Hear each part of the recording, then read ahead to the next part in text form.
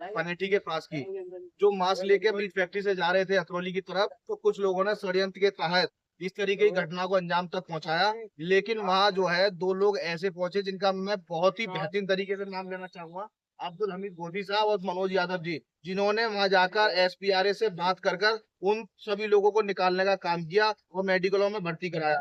दूसरी बात यह है कि जिस लिए हम डीआईजी साहब से मिले हैं, वो सबसे बड़ी वजह ये है कि जो लोग गिरफ्तार किए हम उसका स्वागत करते हैं, इन्होंने अच्छा कदम उठाया और जो पुलिस प्रशासन कर रही है वो बेहतरीन निष्पक्ष जांच सब कुछ चल रहा है। लेकिन इसके साथ साथ ये कहीं ना कहीं धीमी गति के साथ उन लोगों की गिरफ्तारी हो रही है, जिसमें नामजद 13 लोग हैं, अभी तक उनकी गिरफ्तारी नहीं हुई है। 20 से 25 लोग अज्ञात हैं, जो लोग वीडियो फुटेज में आ रहे हैं उनकी अभी तक गिरफ्तारी नहीं हुई है। और जो लोग इसमें राजनीतिक रोटियां सेक रहे थे, जिन्होंने माहौल वहां का खराब करने की कोशिश की है, अलीगढ़ का माहौल खराब करने की कोशिश की है, जिसमें नाम गौरव शर्मा का आता है जो बजरंग बल का है, एक बबलू आता है, नितिन आता है, इनका नाम तो कहीं तक शामिल नहीं किया गया है। इन्होंने शहर का माहौल और फिजा को खराब करने की कोशिश की है। ऐसे शहर की फिजाओं में जहर घोलने का जो काम करते हैं, उनके लिए हम डीआईजी साहब से भी मिले हैं, हम उससे पहले पूर्व में एसएसपी साहब से ही मिले कि इनके खिलाफ जरूर कार्रवाई होनी चाहिए, क्योंकि शहर का माहौल कुछ चंद लोगों की वजह से खराब नहीं होना चाहिए। दूसरी बात, एक हमारे नेता है, समाज सेवी है, अदनान हमीद,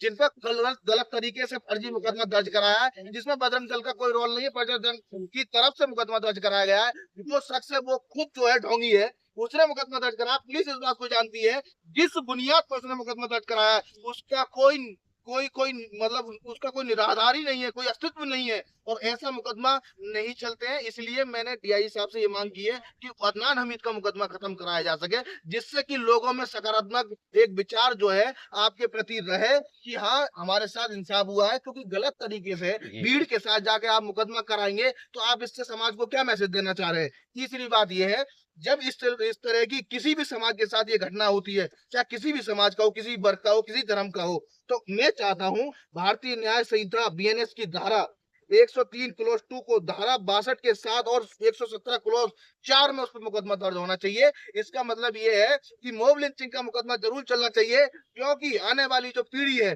जो आने वाली नस्ल है, उसको इन सब चीजों में इन्वॉल्वमेंट ना हो सके। क्योंकि लोग बच्चों को बरगलाते हैं, बच्चों का कोई दोष नहीं होता, क्योंकि बच्चों को क्या मालूम किस रास्ते पे लेके जा रहे हैं।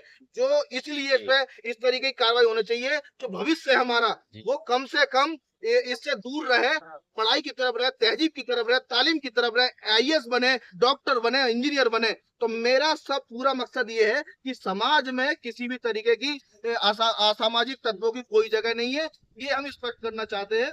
और हमने डीआई साहब से कहा है कि इस पर जल्द से जल्द सभी लोगों की गिरफ्तारी हो, एक अच्छा मैसेज जाए लोगों में कि जिन्होंने जुल्म किया है पीड़ितों के साथ, उनको तत्काल आपने जेल भेजने का काम किया। बस हमारा यही मकसद था। बात बाकी और हमारे आगे साथ आपका क्या रहेगा इसमें जो गिरफ्तारी को लेकर अगर क्या मांग? अगर इस पे हमारी डिमांड पूरी नहीं हुई, लेकिन हमें उम्मीद तो है पूरी, क्योंकि ऐसा तेज तर्रार अधिकारी पूरे अलीगढ़ में नहीं है। मैं इनकी बहुत कदर करता हूँ और हमें उम्मीद है कि जल्द से जल्द इसमें फैसला अच्छा लेंगे। नहीं लेते तो आंदोलन तो तय है। किस तरीके का आंदोलन करेंगे आप? हम कलेक्ट्रेट ऑफिस पर धरना प्रदर्शन देंगे अनिश्चितकालीन, क्योंकि इस पे कोई राजनीति कोई वो नहीं है। हम सिर्फ चाहते हैं पीड़ितों के साथ इंसाफ हो। उन लोगों का आप ये बताइए कौन भरपाई करेगा? पीड़ित परिवार आर्थिक रूप से बहुत कमजोर है, उनकी कौन मदद करने जाएगा? राजनीति तो दुनिया कर जाती है। हम लोग चाहते हैं उनकी पूरी तरीके से मदद हो। हम इसमें कोई राजनीति नहीं चाहते। हम ये भी नहीं चाहते कि हम अपनी बाइट दें। आप जो है खुद इतने बड़े एक्शन लीजिए कि हमारी जरूरत ही नहीं पड़े। क्या नाम है आपका? जानी छात्र नेता अलीगंज में।